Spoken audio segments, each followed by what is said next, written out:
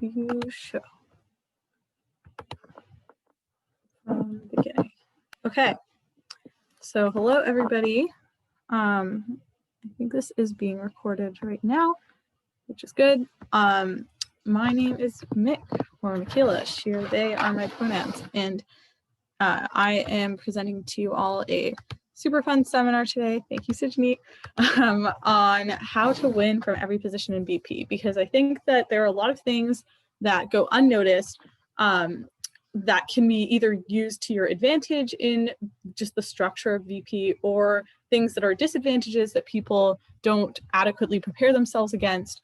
And I actually do think that this accounts for like a lot of people's successes and failures in the activity, regardless of how good they are. So excuse while I take a drink of water, or you know what, let me get my camera on for a second. I feel like this is kind of impersonal, so I'll share that. And then, oh, I have my Halloween background. Let's get rid of that real quick, because as much as I love it, we are a little outdated. So let me go no virtual background. You can see my white wall behind me. Okay, so how to win from every position.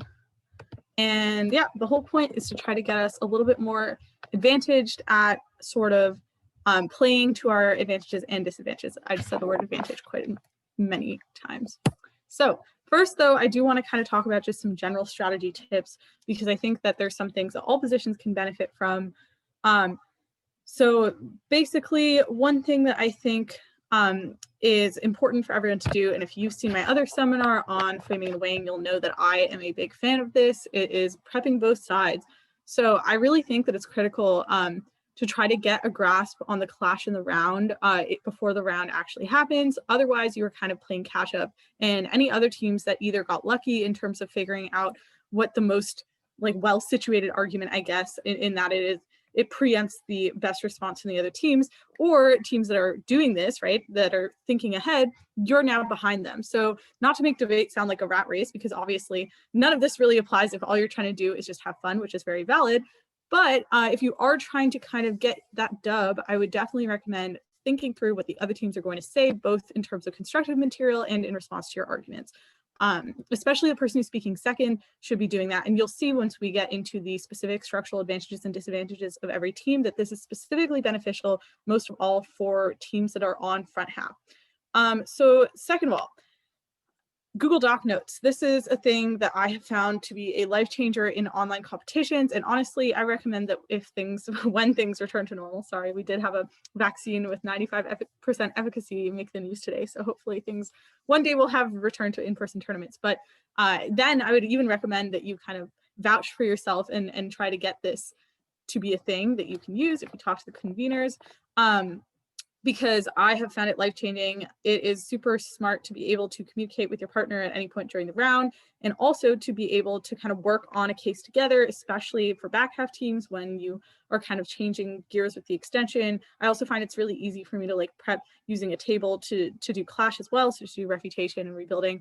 And my whip speeches have been benefited a lot from it. So I definitely recommend to do that if you can, and focusing on what you need. So sounds kind of intuitive, but like I think a lot of the times teams are a little bit over ambitious, and this is also relating to the next point that you'll probably see below, in that they always try to go for the first. And while I definitely understand that, you know, and you don't want to underperform and not put in all the effort that you can, you only have so much time to speak.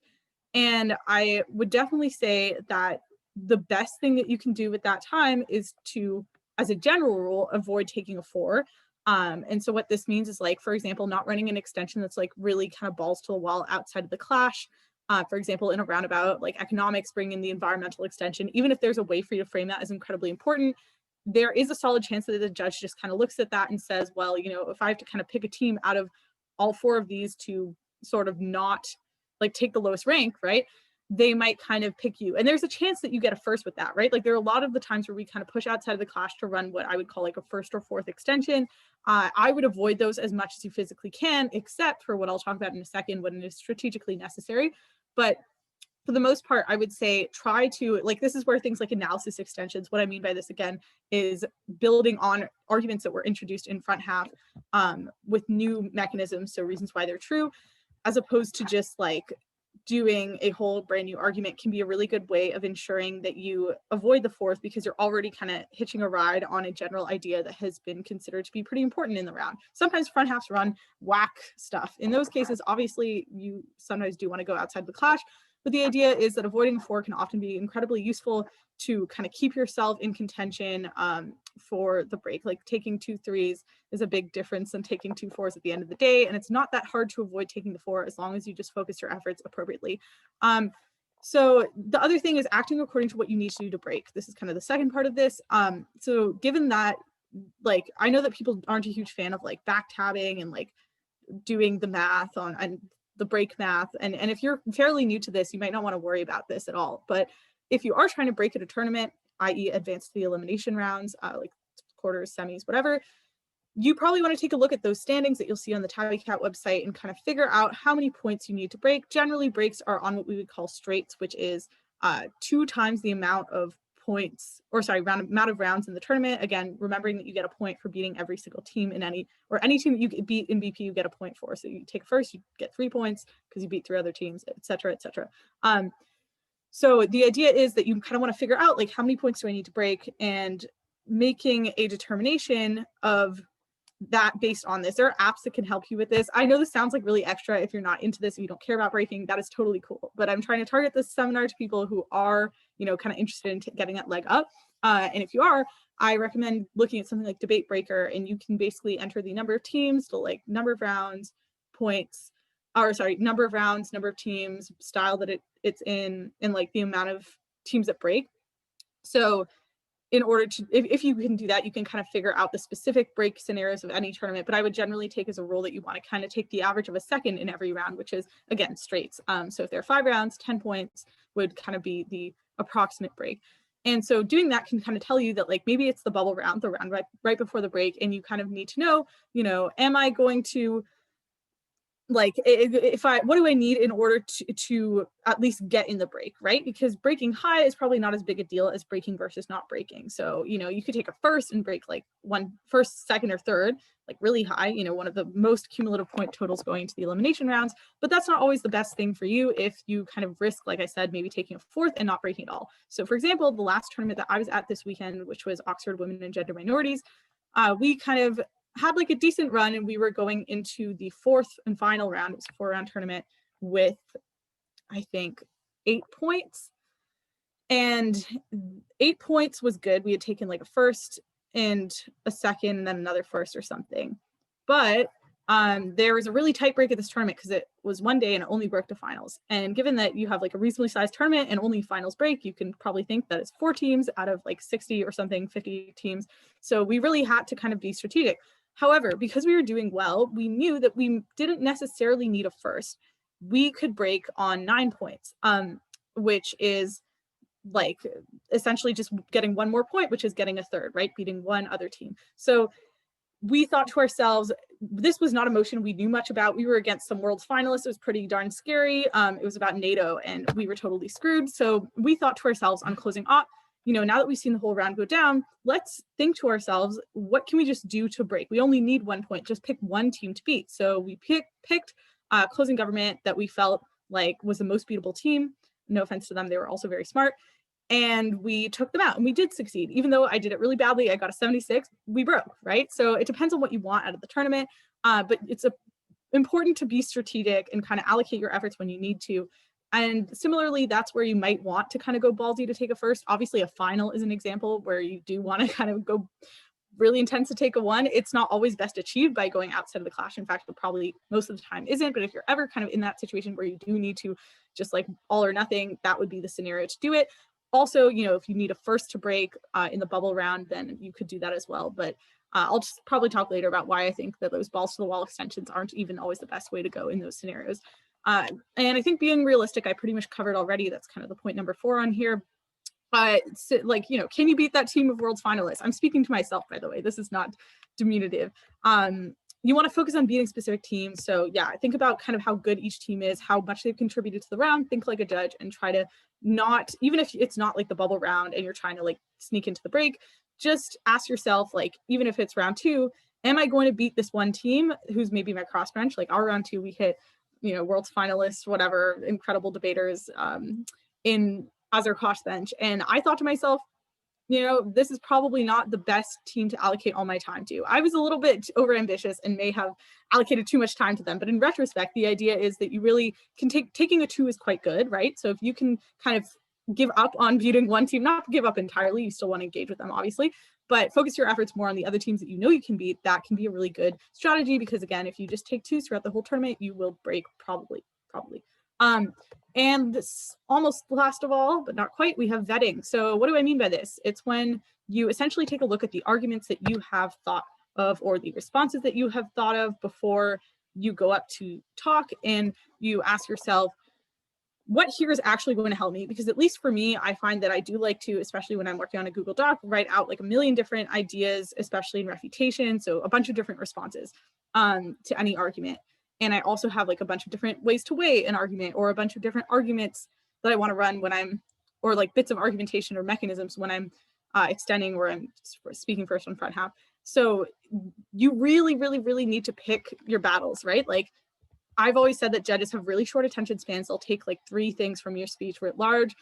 Really good judges obviously might take more, but the idea is that you want to focus on developing a few things incredibly well. And to do that, you should kind of prioritize really like with a lot of focus. So pick what ideas you think are going to actually help you in the round. Try to kill your darlings. That is like, you know, cross out or eliminate anything that you are overly interested in but won't actually help you in the round. Some things sound really nice, or could be like a nice dunk on another team that isn't really winning the round, and in those cases they're not really helpful to you. So try to make sure that you are spending your time well, and often the best way to do that is just to take a minute in that sort of last minute before you go up to speak and just like cross some stuff out and highlight the stuff instead that you do want to say.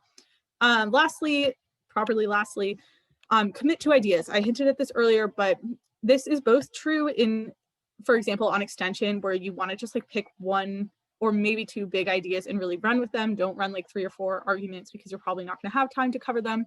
And if you do have time to cover them, you won't be in enough depth in order to make them like stand in the debate. And if they're not standing, then you might be standing on nothing, in which case you could be at risk of taking 4, which we already established is not what we want.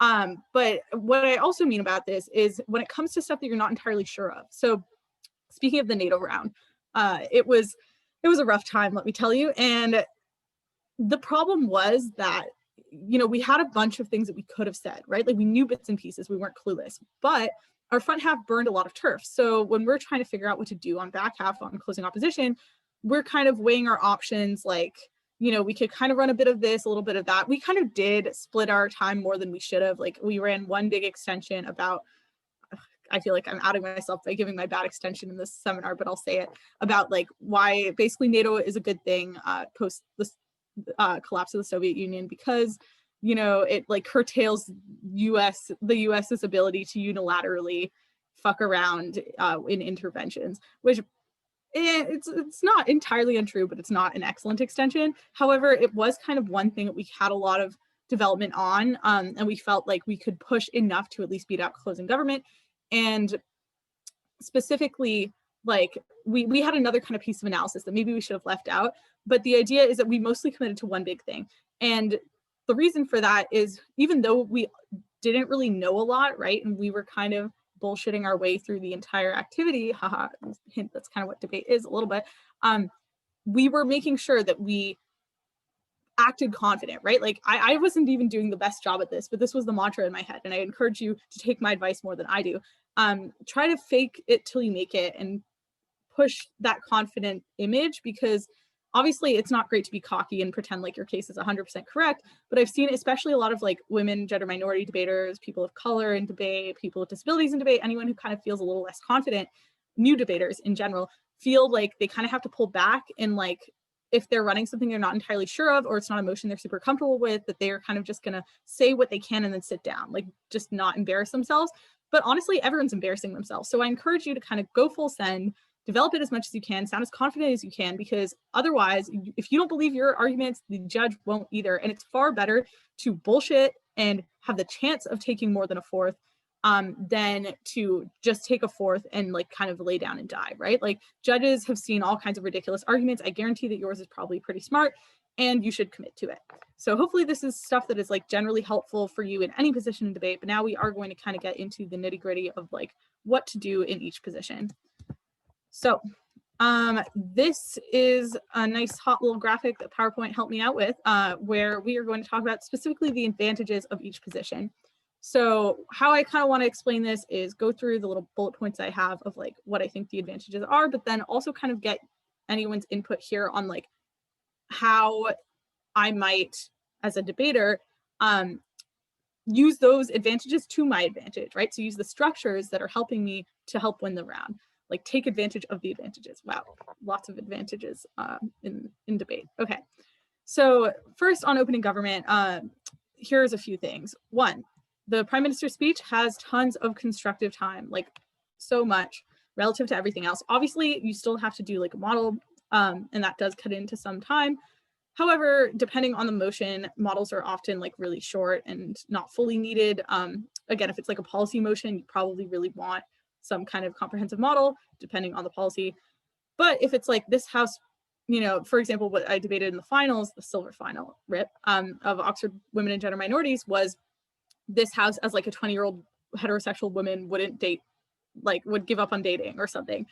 And that is, to me, quite intuitive, right? Like these individual choice motions are often pretty easy to model, or like this House believes that motions can often be easy to model. It depends on the motion, obviously. So you kind of can really maximize the time that you have in your speech as a PM to pretty much get close to like 6.5 minutes of constructive, which is not something anyone else gets to do because they are doing refutation in their speeches. I will kind of get though to why I think that you shouldn't entirely spend 6.5 minutes on constructive, but I think on a whole, you kind of have a bit more leeway in terms of how you want to use your time.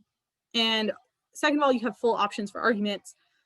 This is pretty obvious, right? If you're on front half, you'll see I wrote this for both OG and OO. You are going to have your pick of the gang, right? You can take whatever you want, and no team can really stop you other than them telling you that it's a bad argument, but they can't really stop you. You can do what you want.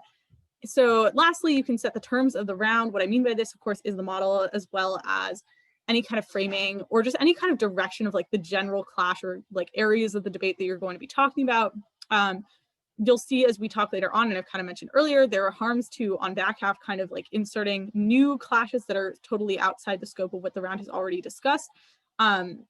And on front half, it's kind of good because whatever you do, like as long as it's not entirely unrelated to the motion, people are probably going to talk about it to some extent throughout the debate because they're going to be responding to you. So that is useful. And modeling obviously is not an advantage. I would caution against like thinking of it as a tool to use to your advantage. It's a tool to make the debate more fair.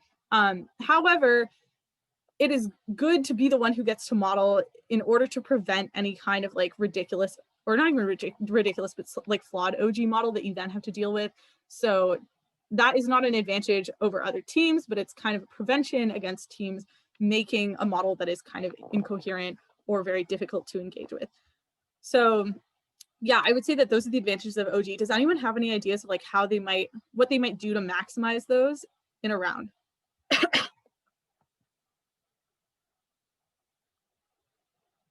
I can also give an example of one thing I kind of hinted at earlier to kind of get you going. So I mentioned that the PM has the most constructive time, and so it might be a good thing. Let me look at the chat. In order for you to, spend some time on arguments. Sajni has said burn turf. I absolutely agree. That is one thing that you can do on front half. And for those of you who don't know what it means, burning turf is essentially developing as much constructive material as you can to prevent back half from running it.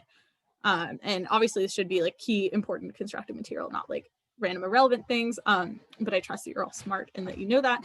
So basically the goal here is to do things like burning a lot of turf, as well as using your model to make them round as fair as possible.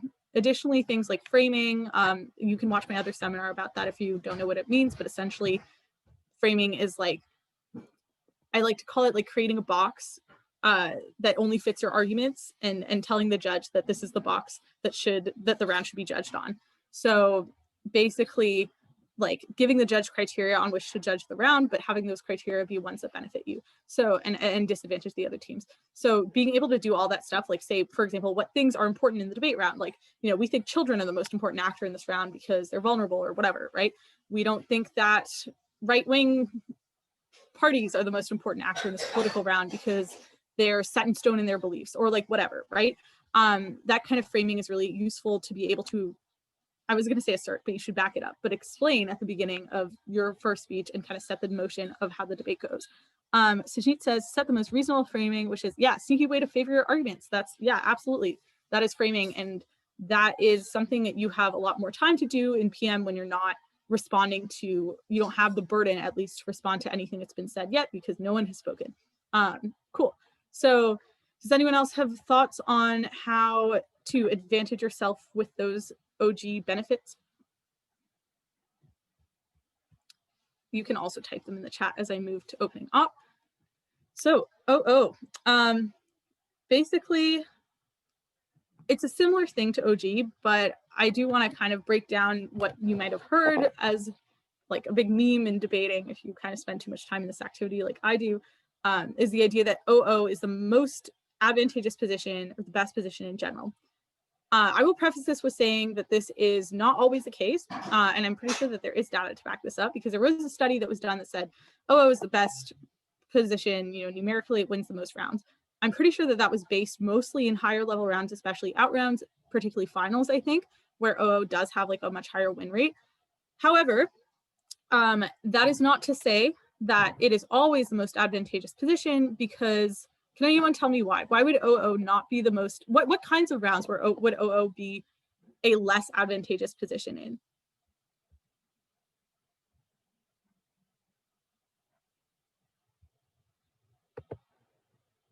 Let's see, can I interrogate anyone?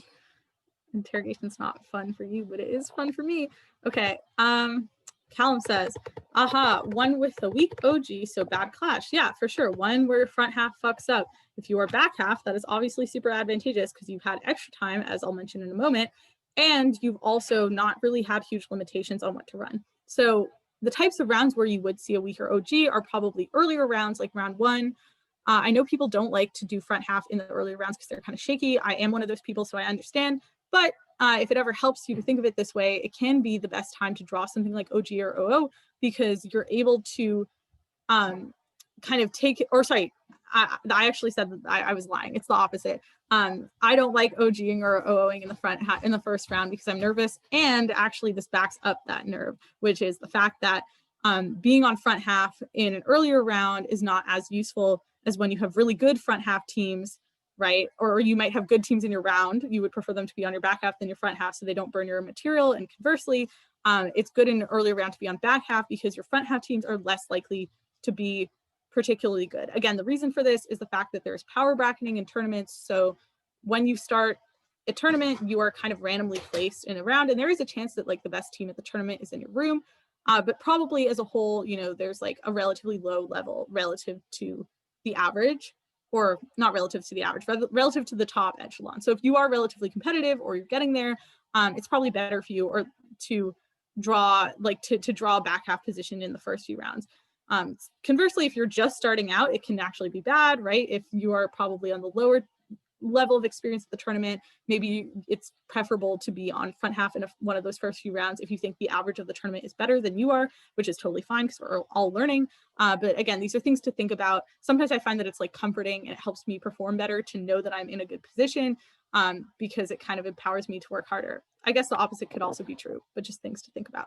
So anyways, aside from that rant, the point is that at least as a competitive debater, I would prefer to draw a back half in one of the earlier rounds when the teams are less power paired and the level is generally lower. Would not prefer to draw a back half in like an out round or in a bubble or something, because that is kind of difficult if the teams that are in your room are quite good. And obviously the opposite to front half. So now to specifically talk about opening op that I have ranted about not always being the best position. I think it is the best position a lot of the time, obviously, especially if your round is good. And it's probably one of the hardest positions to fuck up at the very least. So one of the benefits that you have here is you have the most time to respond. You can choose to put new constructive in the DLO because of this. If you've ever read that paper that talks about why OO is the best position, you probably remember that one of the biggest reasons that's given for that is, actually, it's not a paper, it's like a totally random Facebook post, but that's debating long form essays for you, is the DLO speech. The DLO speech is one of the biggest, kind of most powerful tools in the OO toolbox. And the reason for this is that the LO gets to respond to opening government. And then the DPM can respond to the LO, and all that the DLO really has to do is essentially rebuild, or they can bring new refutation to either a new argument if it comes out in the DPM, or material in the PM that didn't get responded to in the LO. But the point is that there's a lot of wiggle room, right? So if your LO speaker has a lot of content, it's not good form to like not spend, an adequate amount of time responding to OG, to the PM, but it's not the end of the world either, right? Assuming that you're not like that there's enough clash for DPM to be able to engage, right? Like, because obviously anything that you say in the DLO that might be entirely new responses is not always going to be given a ton of credit in beating OG, because if they don't get the chance to respond, then, a bit of tough luck. But at the same time, if it's kind of within the flow of what's already been said, think of it like a whip speech, it probably will be credited. But overall, there's a lot of flexibility for the DLO to kind of pick up loose ends that the LO didn't get to in terms of refutation, but also to like thoroughly rebuild arguments, and additionally to make new constructive. Obviously, you probably can't do all of those three things incredibly well because of time limitations, unless you're like someone who's incredibly good with time management. But this is a nice choice to have. So for example, if you have a OG that's weak and you're opening op, this is like prime time for you. Obviously, it's not ideal to have like a weak crossbench, because you do want to be able to respond to the best teams in the debate. And if you are kind of not getting to do that because they're on closing government, then that's a bit of trouble for you.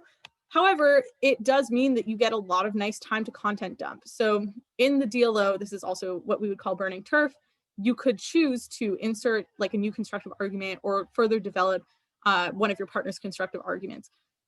And what I recommend to do is to like, again, commit to some major arguments that you flesh out in LO, but you can also sort of inject like just the first 2 or 3 mechanisms of one brand new argument that you haven't touched on yet in the DLO, just enough to scare away closing opposition from running it.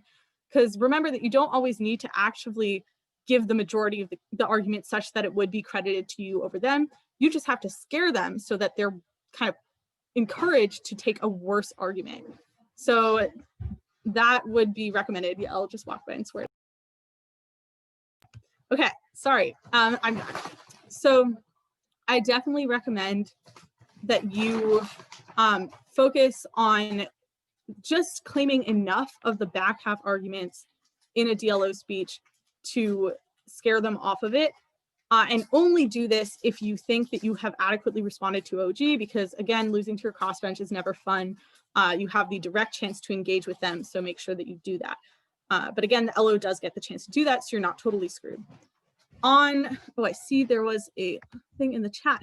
I also heard teams use weighing if time allows to establish that these will stand throughout the round to burn turf. Yeah, absolutely. So Fong, that is exactly actually what I was going to ask for from you guys, which is, how would you use that to your advantage? And weighing is another great way to do that. Again, if you're curious about what weighing is, that was also part of my previous seminar that you can find on our YouTube channel.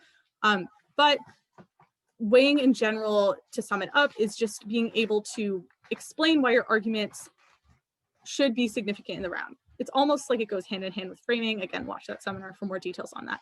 But so one way that you might weigh an argument is to say, like, we want to legalize all drugs more than we want to like to protect addicts more than we want to prevent new addicts, by like the risk, like as Op's argument probably would be against legalizing all drugs, because we think that addicts are like more vulnerable people, because we think that they are, it's like the impact on them individually is far greater, right? Because it's like a life or death situation often, as opposed to a situation of just like kind of uncertainty of risk, which might exist with people being potentially introduced to drugs and then maybe addicted, whatever you want to say. Or you might say that we care more about X group of people because they're a larger group of people, right? Like, try to find a way to say that your argument is more important. And that is definitely a time consuming thing. So it is not something you can slip in at like the last 10 seconds, as a lot of people fail in doing, right?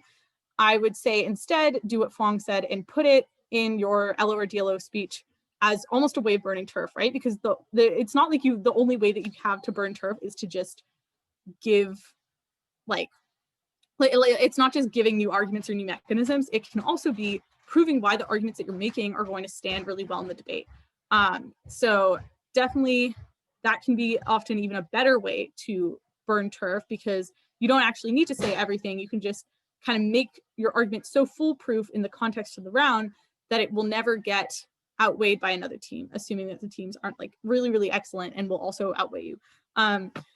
Yeah, so the next thing I would say, and again, feel free to keep putting in the chat any kind of ways that you would weaponize the stuff I'm talking about. So full options of arguments, I just mentioned this for OG, it's the same deal for OO.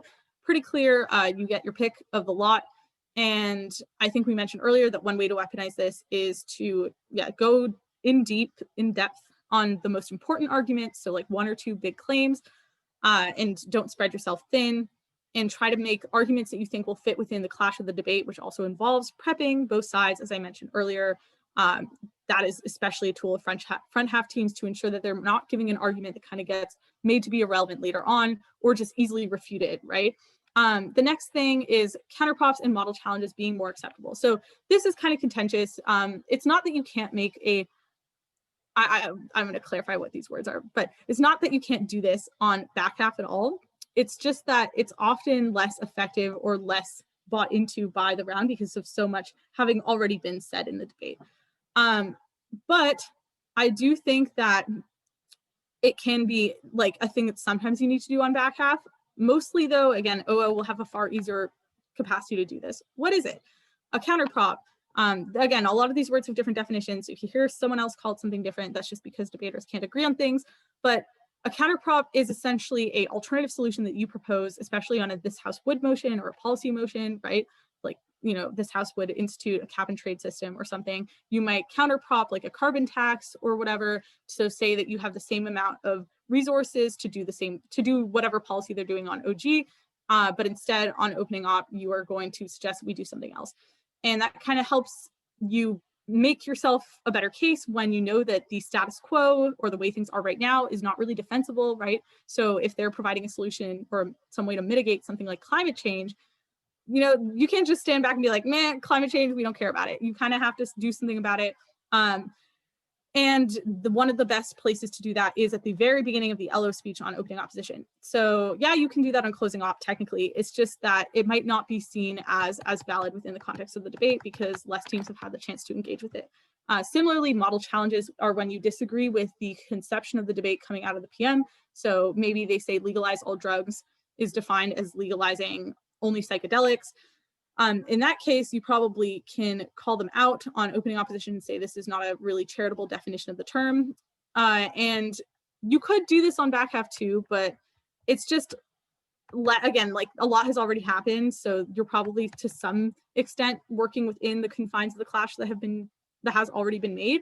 But hopefully, again, if it's that ridiculous, your OO will have already pointed out. But it's nice to have these things under your control.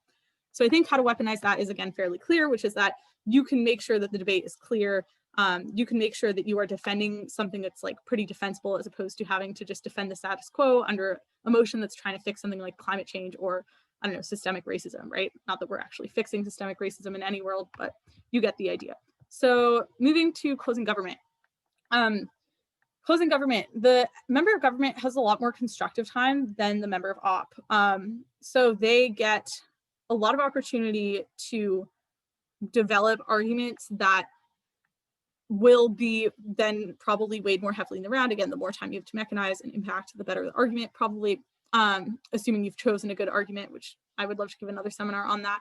But on member of opposition, as we'll talk about on the next slide, in terms of disadvantages, what is the disadvantage? Can anyone tell me? Why does the MO have less constructive time?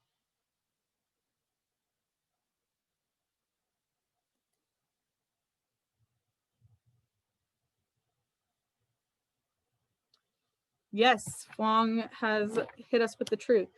Because they have to refute CG's extension. So it's, yeah, they're already refuting opening government, right? Because they've spoken, but they also have to now refute the CG extension. So they are essentially refuting all of the gov bench, and you'll see this on the next slide.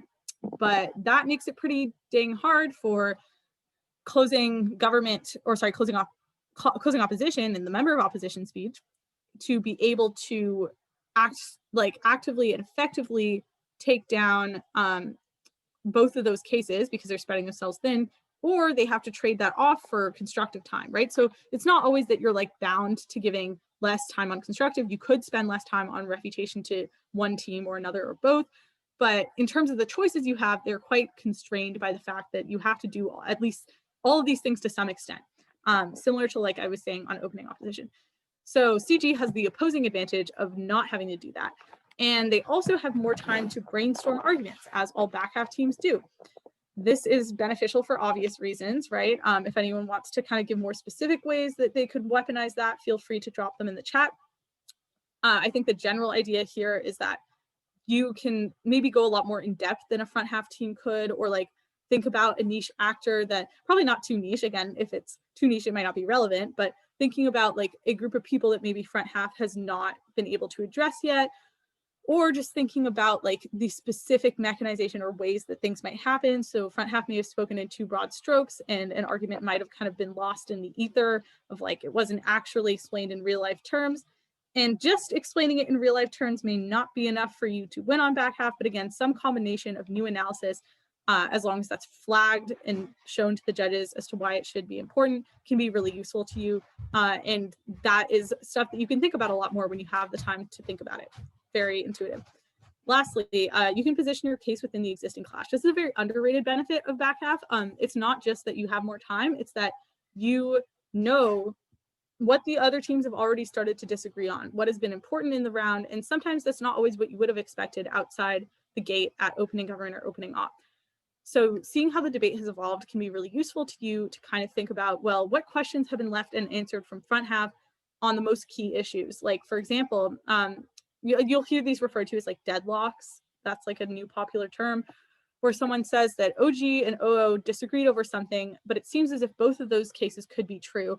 And there's no real way to decide who to side with in the round because their engagement was kind of symmetrical or equal, or maybe they lacked engagement to each other. So that is a really, really great opportunity for you to strategically position an extension that answers that question. So for example, in closing government, I find that really, really useful to just think about what question was OO asking OG, and how can I on closing government answer that either for the first time or probably better than OG did.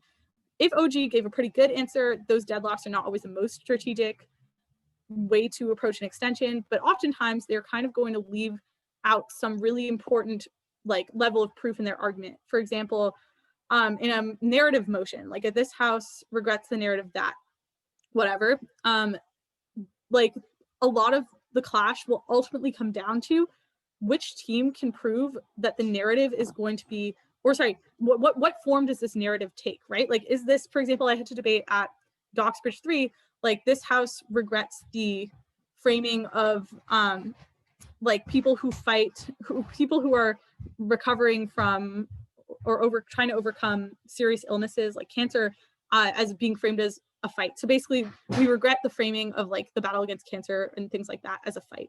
And one thing that we did on closing opposition to advantage ourselves was we were kind of, a lot of the back and forth, i.e. the clash on front half, was about whether or not this narrative is going to be a positive one, right? Is the fight a positive narrative, or does it blame you for your own mistakes of like not fighting hard enough? And a team's success in the round seemed to kind of hang on whether or not their narrative would make people feel better and would be more positive. So we were closing opposition and we thought to ourselves, you know, opening government isn't really doing a great job, or sorry, opening opposition isn't doing a great job responding to opening government's claims of whether or not this is actually a fight, or sorry, whether the fight would be like a narrative that would be negative or not, as opposed to the alternative narrative of like, you're just a victim of your own situation. Would that narrative be negative or not? And so we tried to answer that question by saying that the narrative that we were defending, which was one of like victimhood, not victimhood necessarily, but that you're like in a certain circumstance, it's beyond your control, essentially, is going to be a positive narrative, or sorry, the other way around. We were opposing the fight, we were supporting the fight narrative. So we were saying the fight narrative is going to be positive, and that anything that is like an attempt to fight will be seen in that light as really positive. So what this convoluted example was to say is that we were looking at the questions that each front half team was asking each other, evaluating where our front half team may have had a limited response or a not so great response, and tried to build our case as almost a response to that question, i.e. proving that the fight narrative is going to be positive. So that is a thing that you can't really do as well on front half, because the developing clash or the disagreement between teams has just not really happened yet to the same extent. And closing opposition, a lot of the same things are true. So both speakers get to speak after hearing all the cases in the round, which gives lots of opportunity to clash. So this is kind of what I said about CG, but even more true on CO, because you don't, and I'll talk about this in a second, have to suffer from like only getting one speech to respond to your crossbench, because CG only gets the whip speech to respond to closing op, because the closing government member speaks before the closing op member. The opposite is true on closing opposition, where they get both speeches to respond. This gives a lot of opportunities for refutation, as well as for strategic choices of where to spend your time. So like I said, with the example of the bubble at Oxford Women's with the NATO motion, it was really useful for us to be on CO in a sense, because we could choose kind of where to spend our time, because we saw every team debate. They all finished their speeches by the time that me, the whip, was standing up. So I knew, well, this team is the only team that we can really beat. So we're going to spend all our time refuting them, right? Not all of it, but most of it. So kind of being able to judge the round as if it's already happened is a really great benefit from closing opposition, which allows you to position your extension of the clash and focus on refuting the most strategic teams, the teams that would be most strategic for you. Okay, feel free to, again, write in the chat if you have anything else to add on how that could be weaponized, but I do want to move into the disadvantages, which will be the last thing that I talk about. Ooh, there it is. So the disadvantages. For opening government, and again, some of this was hinted at earlier, so I will try not to dwell too much on that stuff. But like I said, there is only one speech to respond to the other teams, which is the deputy prime minister, because opening government, prime minister speaks before anyone else gets to. And there's only one team that you get to engage with, similarly with opening op, who only gets to respond to opening government. Obviously, there's the exception here of POIs, which I recommend that you take. Can anyone tell me who you should take a POI from, all else being equal? If you're opening government, who should you ask for a POI from? I see everyone says CO. Yeah, for sure. So the reason for this being that you're already hearing all of O, right? You really want to get to engage with what closing opposition says. So absolutely, if you can, and you don't, like, you might already know that opening op is like a far better team than closing op if you know the teams, in which case, obviously, just, you can focus on engaging with them. But it can be really helpful to take a POI from closing op in order to preempt their case or to get some idea of what they think the comparative is in the round, which can be really useful, especially on a motion like a regrets motion, where essentially the burden on government is to prove that the world would have been better had this thing that you're regretting never happened. This requires, again, the introduction of what's called a comparative, which is what you think would have happened in the absence of the thing that you're regretting. So if you regret the election of, I don't know, Justin Trudeau in whatever it was, 2015, I don't know, then you want, that was not the right year. Didn't he have 2 terms? Anyways, I'm gonna stop talking before I betray my lack of Canadian political knowledge. But the idea is that in that case, a lot of what is debatable in the round is probably like who would have been elected in his place.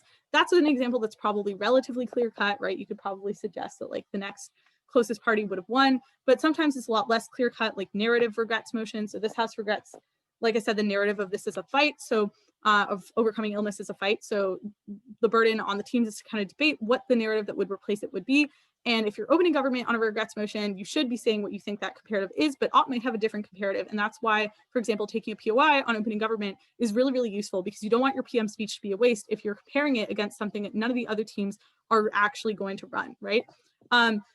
So that is what I would say about your engagement. And similarly, you're unexposed to most of the clash of the round. So you could, again, be operating in your own world that is like, for example, motions that talk about dealing with things like protecting Indigenous people, right? Like a policy, this house would institute this policy that is like, the goal would be helping Indigenous people. the problem is that a lot of PM speeches get bogged down in like principled arguments that say, you know, this thing is really great because it helps Indigenous people who we care about, and for all the reasons of like colonialism being bad and, you know, Indigenous people deserving their rights. But obviously this is what we would call uncontentious material in the round, because unless this is like, I don't know, racist team, opening op is also going to be trying to protect Indigenous people. They're just probably going to try to counter-propose a different policy or argue that this one causes harm. So you, as opening government, again, need to probably prep both sides in order to avoid the disadvantage of not knowing what the other side is going to run as their counter case, right? Think about what you were to run if you were them, so that you don't just give like a principled OG that essentially just says that Indigenous people suffer, so we should do this thing to help them, because op is not denying that. They're just going to deny that this is the way to do it. And second of all, or third of all, easily forgettable, right? You are going first, a bunch of people are going after. It's really hard for the judge to remember you. There are certain ways to get around this that are dependent on the speaker and what they like to do. In that Ox Women's Final, Women and Gender Minorities, what I did in a way almost unintentionally was add humor into my speech. I don't know, this is like a public speaking thing people might not care about, but I think that kind of being a compelling speaker can actually help you as an OG team be memorable in the debate. So that's probably not the best way, but that is kind of a fun way to do it. You could also just like, again, make the most important arguments in the most amount of depth, and that will probably help you be remembered if you don't like cracking jokes. And lastly, less time to prep. This can be mitigated by, again, anyone can end my sentence for me if they would like. What can you do to mitigate the lack of prep time?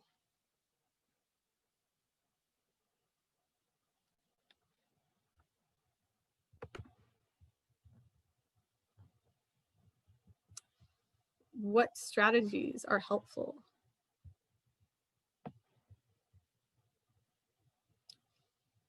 I see Callum says, modifying a stock case. Yeah, so think about arguments that are what we call stock. So the more you debate, you'll kind of pick up on these, which are arguments that kind of repeat themselves in some way, shape, or form in different rounds. So an example being, I don't know, like coercion in a round that talks about like giving someone who's vulnerable an opportunity to do something that might not put them in a great scenario, right? You'll see a lot of these types of motions, like motions about settlements in court cases is an example.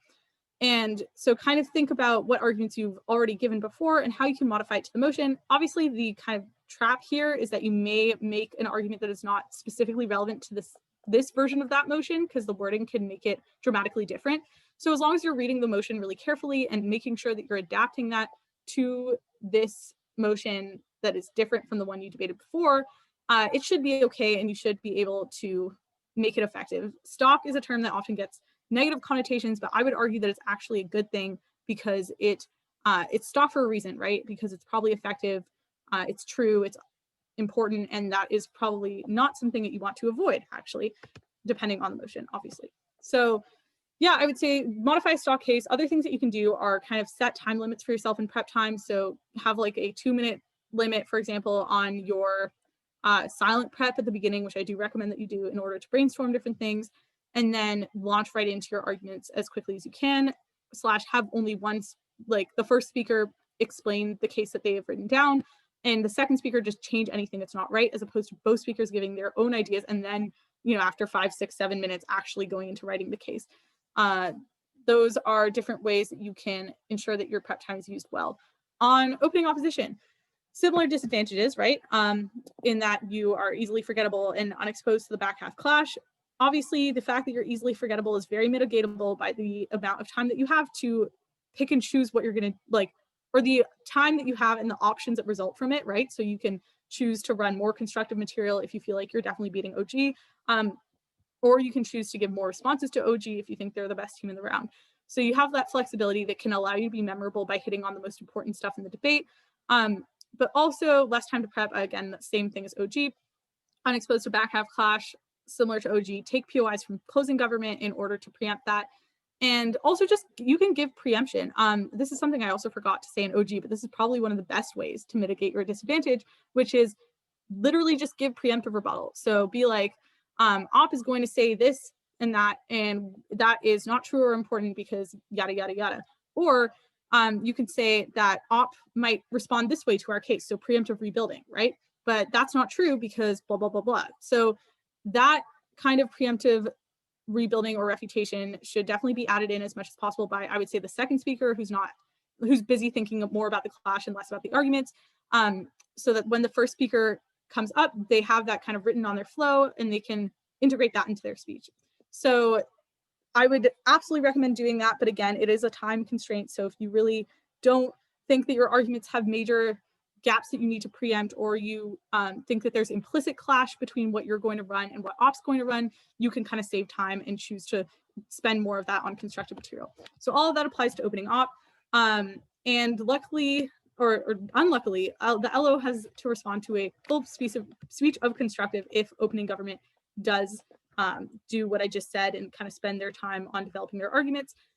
But that is, again, okay because of the fact that the DLO can kind of pick up anything that was left out, and can also just be mitigated by, again, good time management, which includes what we talked about in that first slide about vetting, right? So looking at what you've had and picking apart what is or isn't going to be useful to you.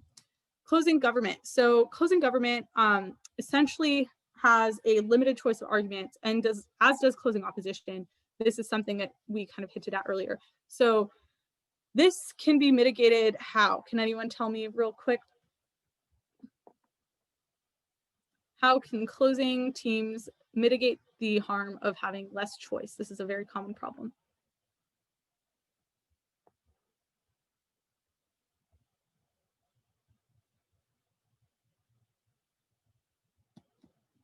What do we do when we extend and a good case was taken on front half?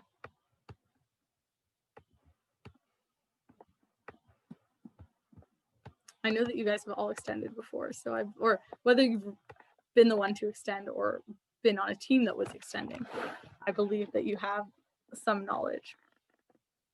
Try to outweigh. Yeah, absolutely. So when you commit to one long argument as opposed to like, 3 really kind of brief ideas, you can have the time to develop your weighing, right? So if you're committing to one thing, you could save more of that time for weighing, and that allows you to maybe take an argument that on first glance was not the most important or powerful one in the round, and then make it the most important, for sure.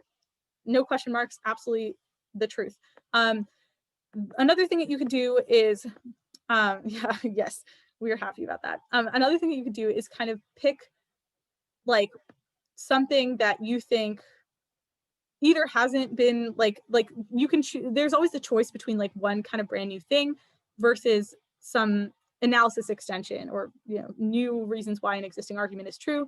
And look, I would just say be strategic, right? Look at what has already been said. How important is your new argument? How relevant is it going to be in the clash? Is it totally out of left field? Then probably I would choose the analysis extension.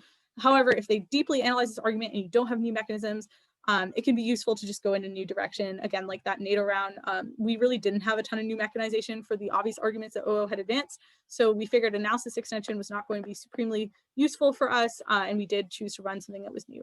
So, and again, because we knew that we didn't need to like beat OO with that, we just needed to beat closing government. So that's another consideration.